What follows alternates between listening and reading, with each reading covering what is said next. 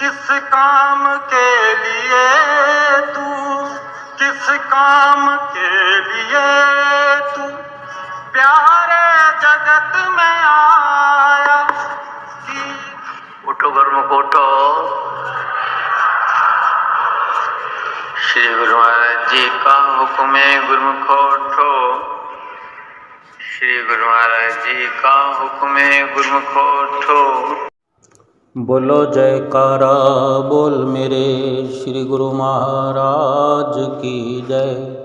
सभी गुरुमुख प्रेमियों से सप्रेम जय सच्चिदानंद।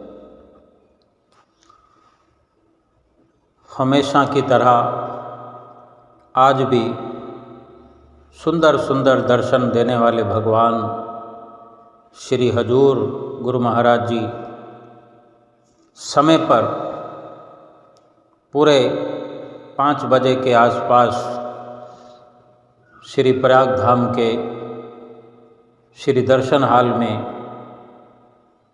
कृपा फरमाई और सिंहासन पर आकर विराजमान हुए। गुरुमुख प्रेमियों को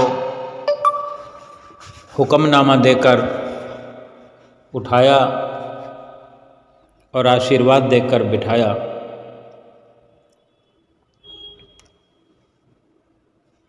श्री गुरु महाराज जी सिंहासन पर विराजमान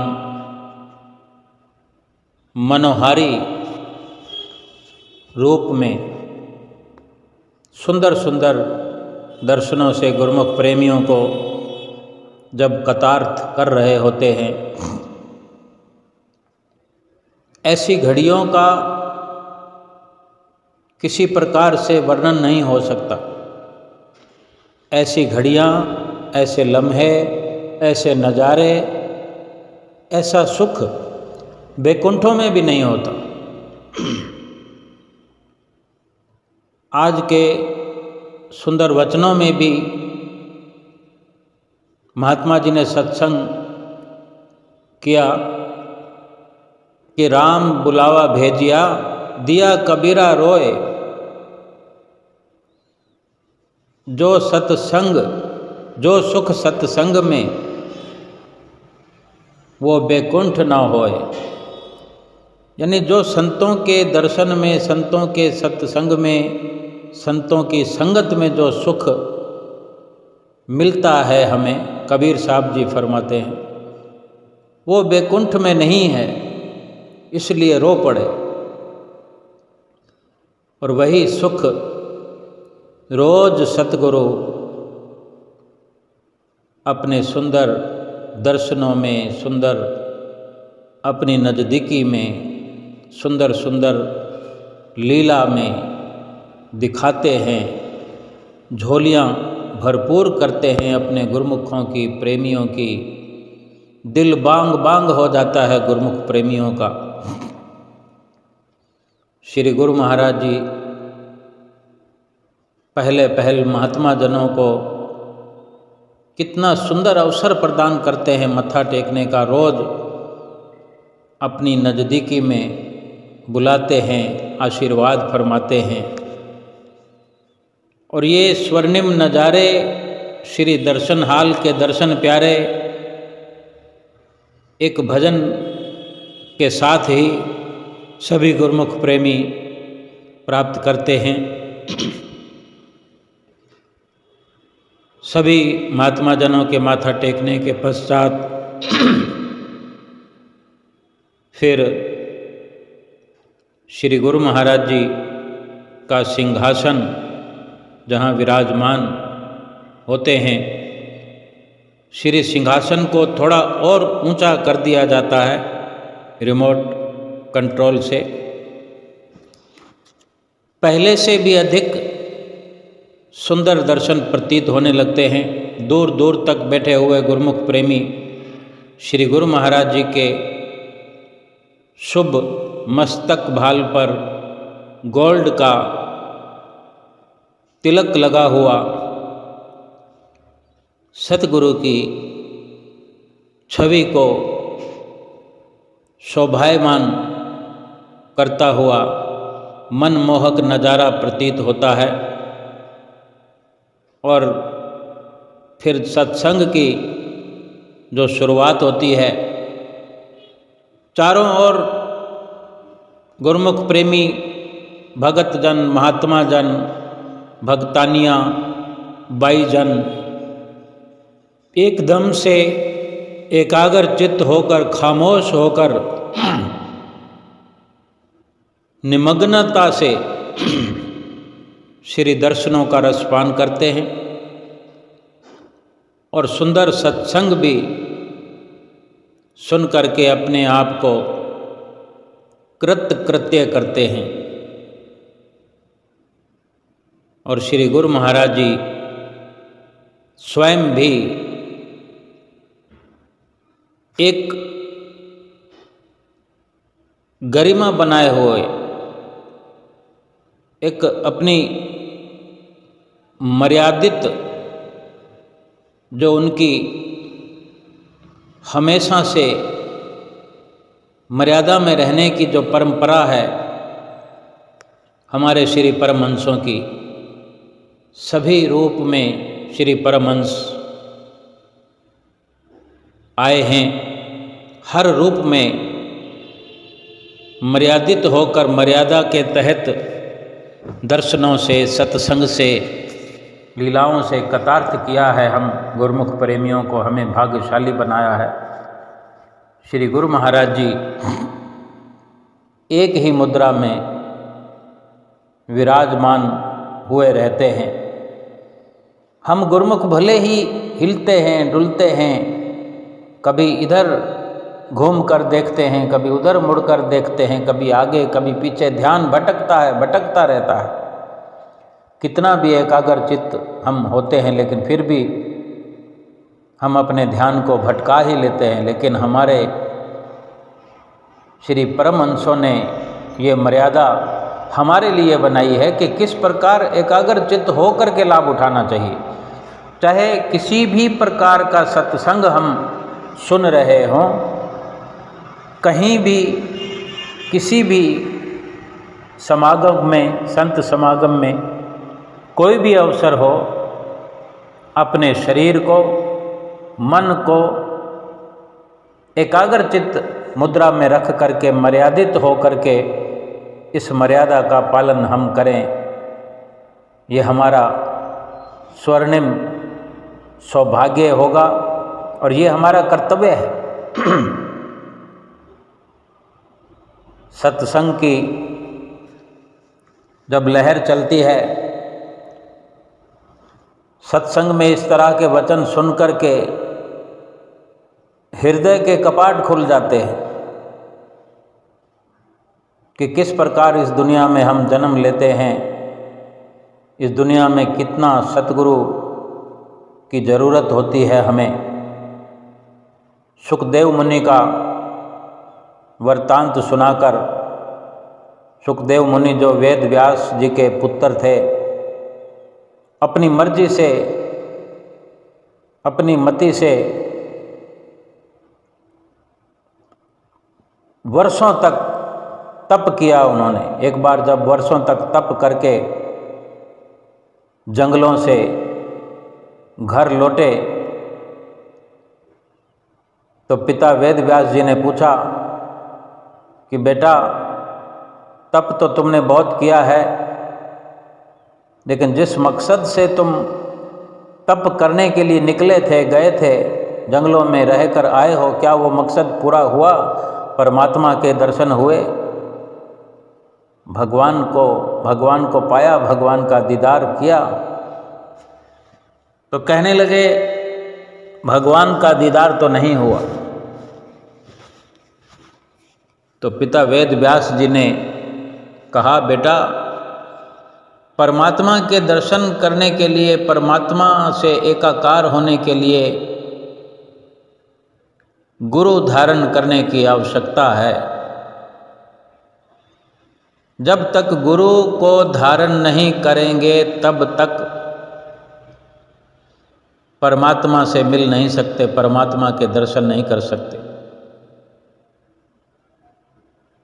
तो सुखदेव मुनि कहते हैं, फिर पिताजी कहाँ जाऊँ, किसको गुरु बनाऊँ। तो पिताश्री ने, वेद व्यास जी ने कहा कि इस वक्त मिथिलापुरी में महाराज जनक हैं जो वैदेही हैं, राजपाट करते हुए सतगुरु परमात्मा का रूप हैं। उन्हीं से तुम्हें ज्ञान प्राप्त होगा और प्रभु की प्राप्ति, परमात्मा के दर्शन का रास्ता वो तुम्हें बता सकते हैं। उस समय के अनुसार वो वक़्त के सतगुरु हुए हैं।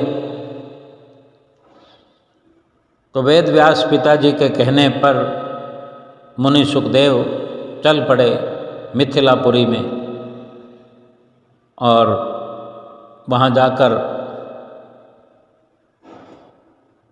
महल में प्रवेश किया। तो महल में प्रवेश करने से पहले 7 ड्योढ़ियाँ पार करनी होती है। मतलब इतने पड़ाव पूरे करने पड़ते हैं, तब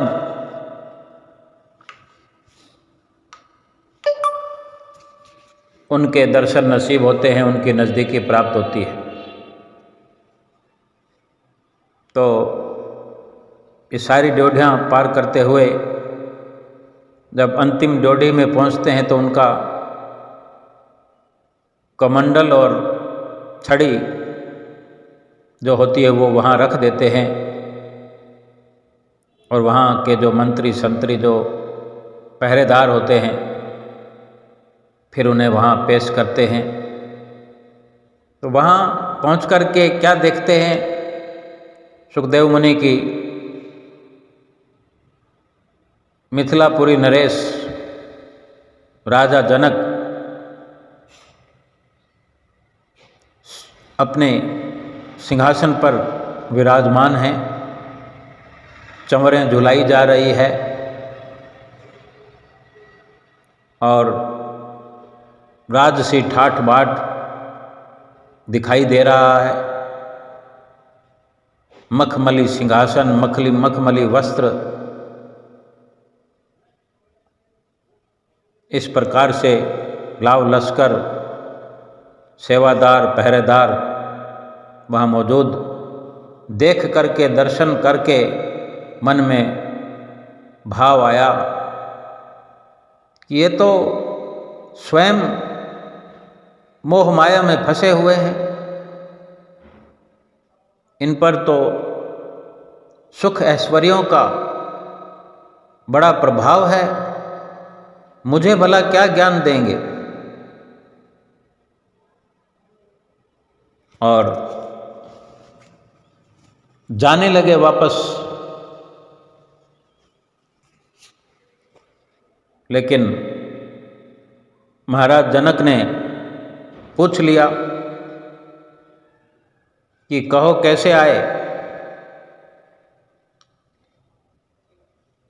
तो निवेदन किया कि ऐसी ऐसी बात है, गुरु धारण करने के लिए पिता वेद व्यास ने मुझे आपके पास भेजा था। तो फिर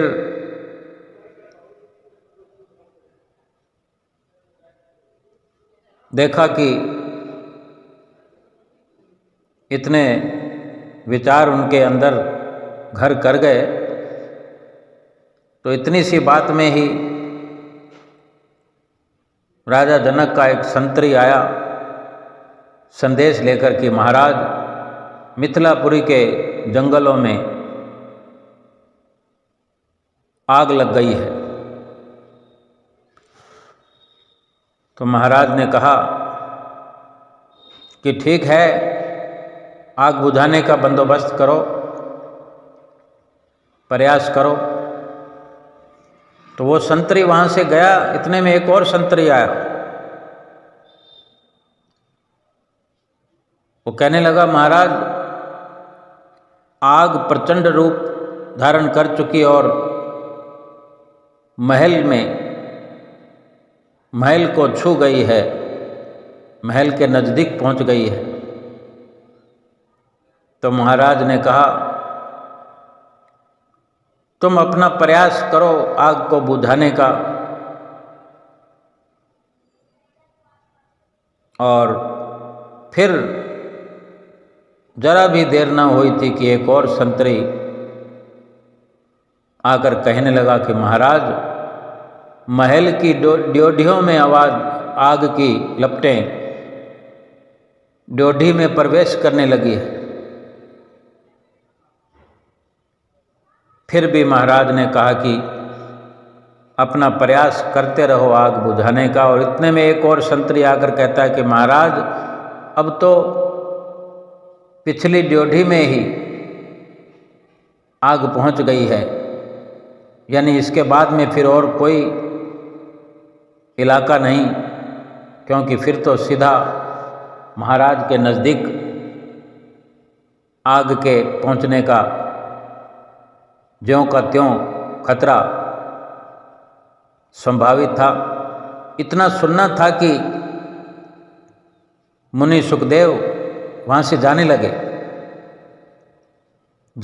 तब महाराज जनक ने मुनि सुखदेव का हाथ पकड़ लिया कि कहाँ चले सुखदेव, तुम तो ज्ञान प्राप्त करने आए हो, ज्ञान प्राप्त तो कर लो। गुरु धारण करने आए हो तो गुरु तो धारण कर लो, गुरु बना लो। ओके, मैं अपना करमंडल और सोटी, अपनी छड़ी यहाँ ड्योढ़ी में रख के आया था, जबकि आग लगी है तो मैं वो अपना करमंडल तो उठा लाऊं। तब महाराज जनक कहने लगे कि अभी तुम आए हो यहाँ आकर के मन में ये विचार कर रहे थे कि यहाँ हम ऐश इशरत में, रंग तमाशों में, चमक दमक में मसरूफ़ हैं, हम माया के अंदर फंसे हुए हैं, मोह में हैं, सुख ऐश्वर्यों में लगे हैं। हमारे बारे में तुमने ऐसा सोच लिया, लेकिन तुम स्वयं इतने सैकड़ों वर्षों तक तप करके, हजारों वर्ष तप करके भी एक छड़ी और कमंडल का मोह नहीं त्याग सके। तुम्हें अपने कमंडल की पड़ी है और यहाँ महल में आग लग चुकी है, पूरा मिथिलापुरी में आग लग चुकी है, तुम्हें अपने कमंडल की पड़ी है, इतना भी मोह तुम नहीं त्याग सके। और तुम्हारा विचार हमारे प्रति ये है कि तुम्हें तुम्हारे पिताश्री ने भेजा है कि इस वक्त, इस समय के मिथिला नरेश महाराज जनक ही तुम्हें ज्ञान दे सकते हैं, और तुम ज्ञान प्राप्त किए बिना जाने को तैयार हो। इतना सुनते ही मुनि सुखदेव चरणों में गिर पड़े, संशय दूर हुआ। और फिर जब ज्ञान और गुरु धारण की वार्ता हुई तो महाराज जनक ने कहा कि हमारी शर्त है जो तुम्हें माननी पड़ेगी, और वो ये कि सारे महल का चक्कर लगाओ। आग तो केवल एक लीला थी सतगुरु की, वहीं समाप्त हो गई आग। और सुखदेव से कहा कि महल का चक्कर लगाओ, फिर ज्ञान चर्चा भी करेंगे, दीक्षा भी देंगे, महल में घूमो, महल के सजावट वगैरह घूम फिर कर देखाओ, लेकिन एक शर्त यह है कि ये दूध का कटोरा हम तुम्हें दे रहे हैं, इस दूध के कटोरे से एक बूंद भी बाहर ना छलके। वो दूध का कटोरा थमा दिया और सुखदेव मुनि दूध का कटोरा लेकर लगे महल का चक्कर लगाने और पूरा का पूरा ध्यान दूध के कटोरे में जमा हुआ कि अगर दूध में से एक बूंद गिर गई तो राजा ने कहा था कि सर कलम कर दिया जाएगा, सर काट दिया जाएगा, एक बूंद भी अगर कटोरे से बाहर आई। ये नाम की शर्त थी कि नाम देने, दीक्षा देने पर उस वक़्त में ये वाक़या पेश आया है, शास्त्रों में कथन है। सुखदेव मुनि चक्कर लगाकर आ गए। तब महाराज जनक ने पूछा, सुखदेव क्या तुमने महल को चक्कर लगाकर देख लिया, कैसा लगा, कैसी साज सजावट है? तो सुखदेव ने निवेदन किया, महाराज मैंने कुछ नहीं देखा, महल में पूरा भ्रमण करके आया हूँ, लेकिन कहाँ क्या सजावट है मैंने कुछ नहीं देखा। केवल मेरी नज़र जो है इस कटोरे में थी, इस दूध पर की, इस दूध में थी। कहीं दूध से एक बूंद छलक गई तो मेरा सर कलम करने की जो आपने शर्त रखी थी, इस भय से मैंने कभी किसी क्षण झांक कर भी नहीं देखा कि सजावट कहाँ कहाँ कैसी है। फिर खाने का वक्त हुआ तो जहाँ खाने के लिए जगह बनाई थी, जिस रूम में, जिस जगह पर, वहाँ खाना लगा दिया गया और मुनि सुखदेव को वहाँ बिठाया भोजन के लिए। तो मुनि क्या देखते हैं कि जहाँ वो बैठे हैं ऊपर कुछ ऐसी तलवारें और खंजर हल्के हल्के धागों से बंधे हुए आड़े तिरछे लटक रहे हैं। ऐसा प्रतीत होता कभी भी कोई भी तलवार या खंजर उन कच्चे धागों को तोड़कर उसके सर पर आ गिरेंगे। कब किस वक़्त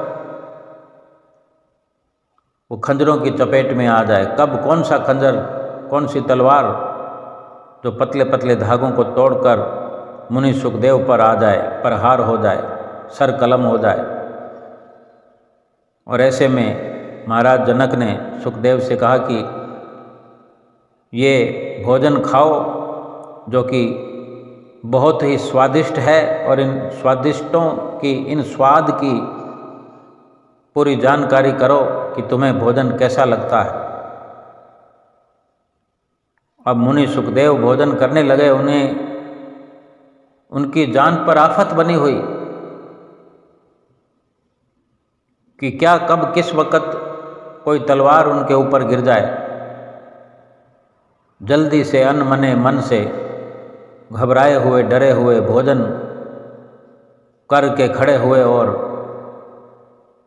महाराज जनक से मिले, उनके आगे पेश हुए। तो पूछा महाराज ने, सुखदेव भोजन कैसा था, स्वादिष्ट था, पसंद आया खाना? तो सुखदेव मुनि कहने लगे, महाराज एक क्षण भी मैंने भोजन के स्वाद की तरफ अपना रुझान नहीं किया। मेरा ध्यान, मेरा रुझान ऊपर लटक रही पतले पतले धागों से बंधी हुई तलवारों में लगा हुआ था कि कब किस वक़्त मेरा कोई भी श्वास अंतिम हो जाए, कोई तलवार मुझ पर आकर वार कर दे। तो ये सुनकर महाराज जनक ने कहा, सुखदेव हम भी राजपाठ अवश्य करते हैं, लेकिन कभी राजपाठ के मद में चूर नहीं होते। राजपाठ का नशा हम पर हावी नहीं होता कि हम अपने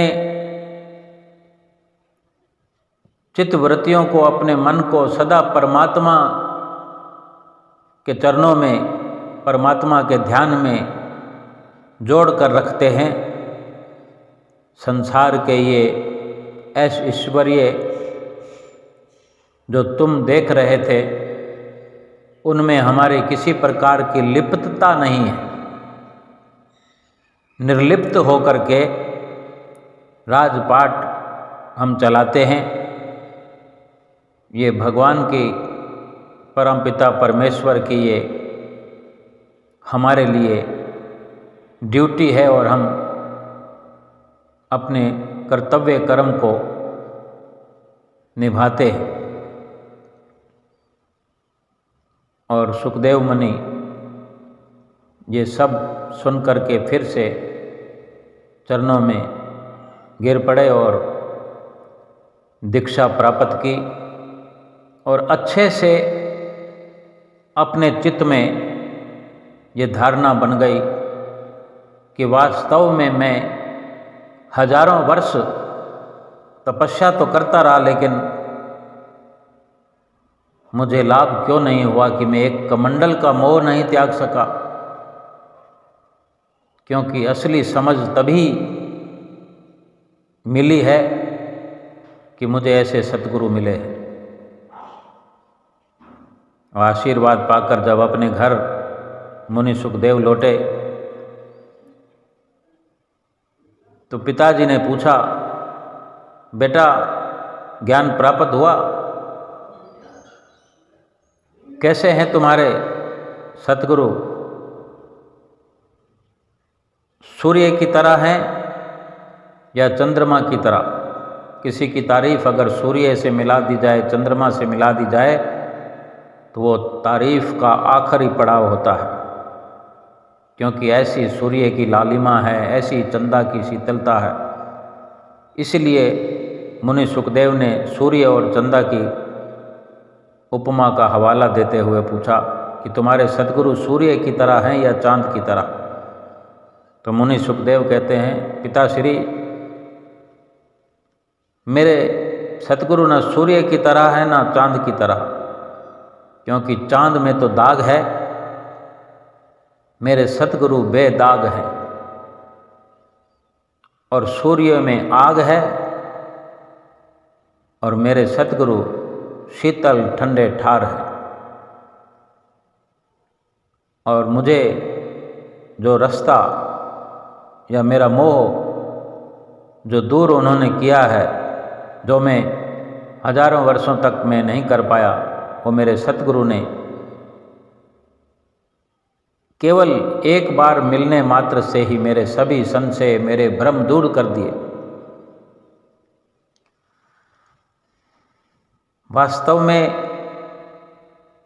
यही सत्यता है कि हम अपनी मन मति से, अपनी मर्जी से तो अवश्य प्रयास करते हैं पूरा जीवन, लेकिन मोह को दूर नहीं भगा सकते, काम को दूर नहीं भगा सकते। लोभ, अहंकार, क्रोध, माया, ये सब हमें चिपटी रहती है। इसी के कारण हम खाली रह जाते हैं। मुनि सुखदेव ने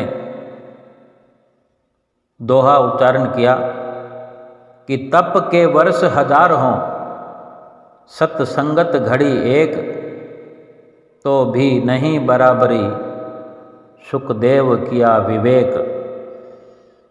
कि मुनि सुखदेव ने अपने मुंह से, अपने अल्फाजों में ये सच्चाई बयान की कि 1000 वर्ष भी अगर तप करो, लेकिन सत्य की संगत अगर एक घड़ी भी हो जाए, मिल जाए, सतगुरु की संगत एक घड़ी मिल जाए, वक़्त के परिपूर्ण संतों महापुरुषों की संगत एक घड़ी भी मिल जाए, तो भी हजारों साल की तपस्या एक घड़ी सत्संग की बराबरी नहीं कर सकती। ऐसे ही हम सौभाग्यशाली गुरुमुख हैं, प्रेमी हैं। हमें वक्त के आज इसी कलयुग में सारा संसार हाहाकार कर रहा है। इस कली काल में, कलयुग में श्री परमहंस अवतार ने जो हमें ये रास्ता दिखाया है, ये आलीशान दरबार बनाया है, हम बड़े भाग्यशाली हैं। ये कलयुग भी हमारे लिए एक आशा की किरण है। इसी में हम अपना जीवन सुरखरू बना सकते हैं। जो हमें वक्त के सतगुरु मिले हैं, श्री परमहंस अवतार, श्री परमहंस अद्वैत मत के महान प्रवर्तक, जो आज छठे रूप में हाजिर हजूर हमारे सामने अवतरित हैं और हमें भक्ति का मार्ग प्रशस्त कर रहे हैं। इस प्रकार सत्संग का लाभ प्राप्त करते हुए गुरुमुख प्रेमी फिर आई हुई संगत सब माथा टेकते हुए सुंदर सुंदर लाभ प्राप्त करते हुए अपने अपने उपहार, गिफ्ट और सभी लाइनों के गुरुमुख प्रेमी माथा टेक चुके। फिर अंत में दो छोटे छोटे बच्चे श्री गुरु महाराज जी के सामने खड़े, वो अपनी गोदी में अपने पिता की होंगे 6-8 महीने के,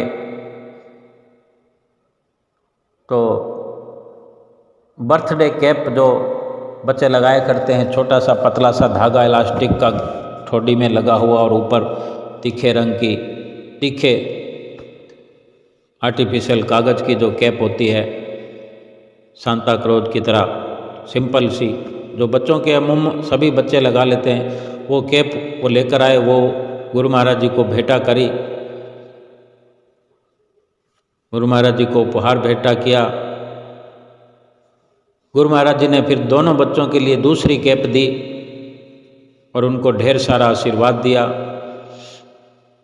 और छोटे बच्चे भी और उनके माता पिता भी इस प्रकार खुश हो रहे थे।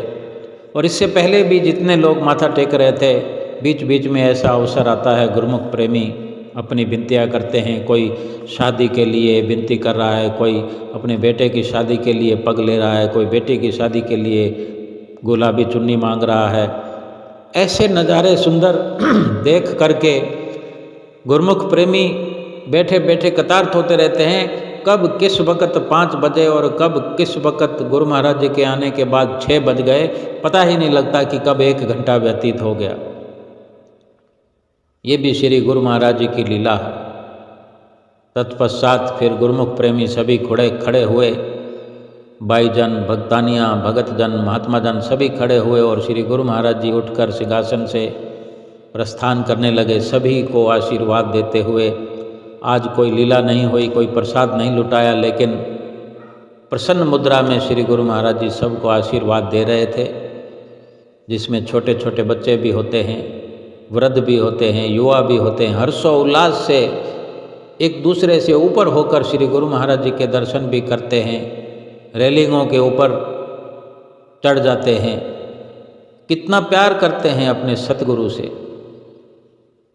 ये सुंदर नज़ारा, ये सुंदर घड़ियाँ सतगुरु की सबको मुबारक हों, ये सुंदर दर्शन मुबारक हों, ये सुंदर समा मुबारक हो। सभी को आज के ऐसे सुंदर दर्शनों की लाखों लाख बधाई हो। बोलो जयकारा बोल मेरे श्री गुरु महाराज की जय। सतगुरु जी दाता भगवान हम सारे, सतगुरु जी दाता